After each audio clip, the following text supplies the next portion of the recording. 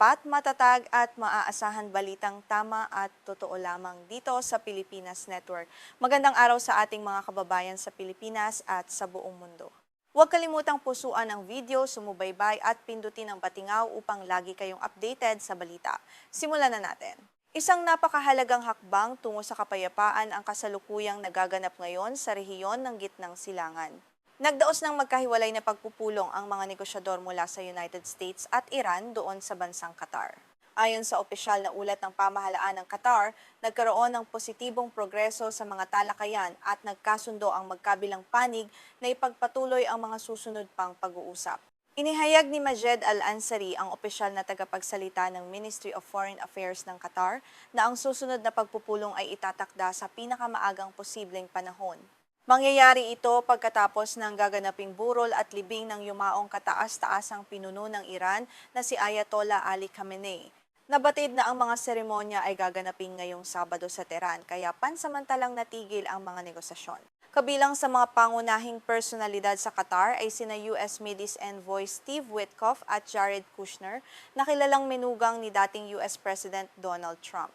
Sila ang nanguna sa panig ng Amerika upang maghanap ng permanenteng solusyon sa digmaan. Sa kabilang banda, kinatawan naman ng Iran ang kanilang nangungunang negosyador na si Kazem Garibabadi upang ipaglaban ang mga pambansang interes ng kanilang bansa.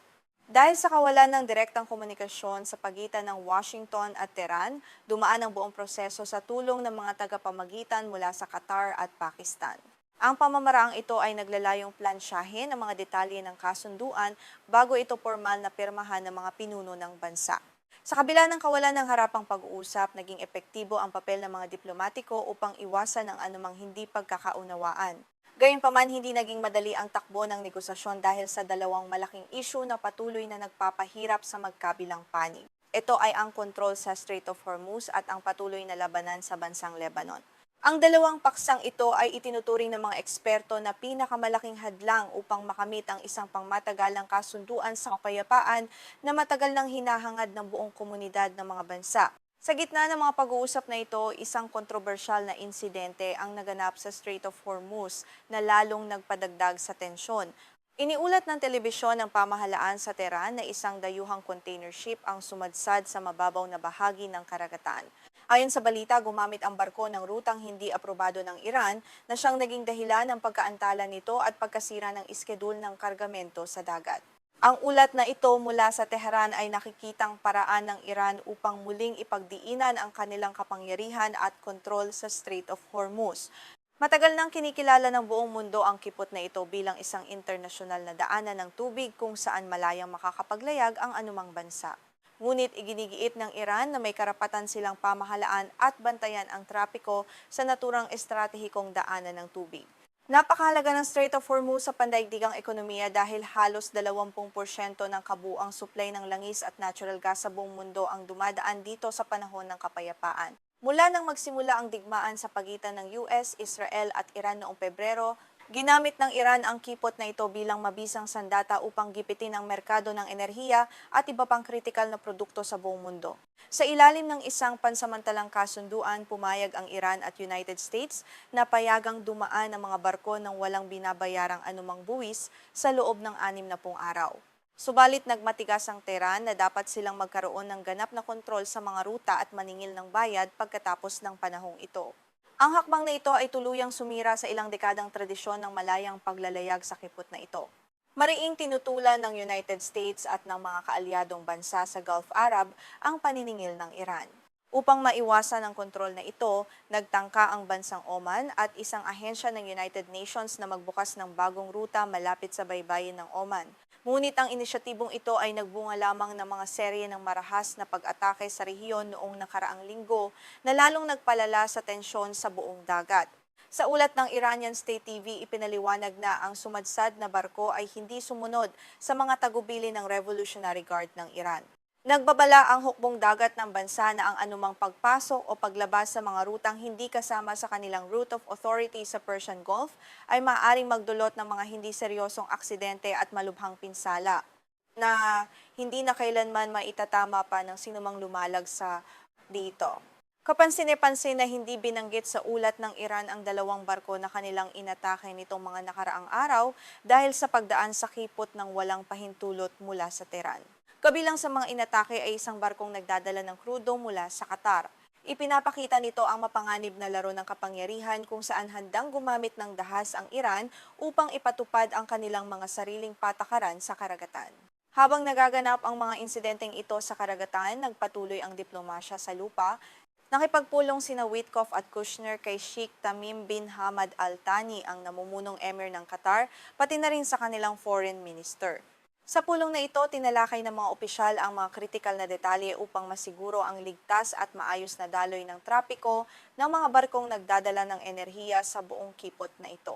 Kinumpirma ni US Vice President J.D. Vance sa mga mamamahayag sa Amerika na kasama sa mga pinag-uusapan ang seguridad sa karagatan. Dagdag pa niya, labis ding nababahala ang administrasyon ng United States sa issue ng programang nuklear ng Iran.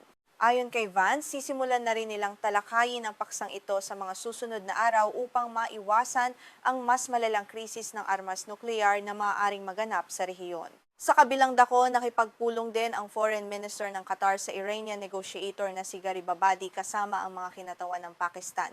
Ayon sa media ng pamahalaan ng Iran, nakatuon ang kanilang usapin sa sitwasyon sa Lebanon at sa mga plano kung paano maibabalik ang mga nakapirming ari-arian ng Iran na kasalukuyang hawak ng mga dayuhang bangko dahil sa mga mabibigat na parusang ipinataw ng pamahalaan ng Amerika.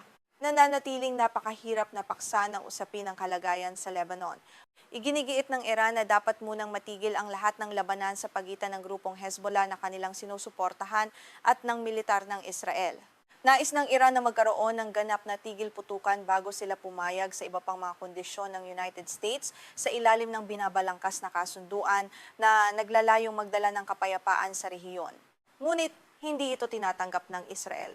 Nais ng pamahalaang Israeli na panatilihin ang kanilang kontrol sa Timog Lebanon at magkaroon ng kalayaan na atakihin ng Hezbollah kapag naramdaman nilang may banta sa kanilang bansa. Dahil sa magkasalungat na posisyong ito, nahihirapan ng mga tagapamagitan na makahanap ng gitnang daan na magiging katanggap-tanggap para sa dalawang nagtutunggaliang panig sa kasalukuyang panahon. Sa kabila ng mataas na tensyon, may magandang balita para sa ilang bansa. Iniulat ng Ministry of Foreign Affairs ng Thailand na ligtas nang nakalabas ang 10 sa 11 barkong may watawat ng kanilang bansa mula sa Strait of Hormuz. Kinumpirma rin ng South Korea na halos lahat ng kanilang 26 na barkong naipit doon ay nakalayag na ng ligtas patungo sa kani-kanilang destinasyon nang walang anumang pinsala. Habang nagpapatuloy ang mga diplomatikong hakbang, isang aksidente naman ang yumanig sa militar ng Amerika. Isang helicopter ng US Navy ang napilitang magsagawa ng emergency landing sa Arabian Sea nitong Miyerkules. Ayon sa 5th Fleet ng US Navy, 3 sa kapat na tripulante ang ligtas na nailigtas, ngunit kasalukuyan pa ring pinaghahanap ang isang natitirang sundalo na nawawala sa malawak at mapanganib na karagatan doon. Nilinaw ng US Navy na walang indikasyon na ang insidente ay sanhi ng pag-atake ng kaaway. Ang bumagsak na MH-60S Seahawk ay nakatalaga sa USS George H.W. Bush, isa sa 2 aircraft carrier ng Amerika na nagpapatrolya sa karagatan malapit sa Iran. Patuloy ang operasyon ng paghahanap habang ang buong mundo ay naghihintay sa susunod na kabanata ng negosasyon para sa pangmatagalang kapayapaan sa buong gitnang silangan.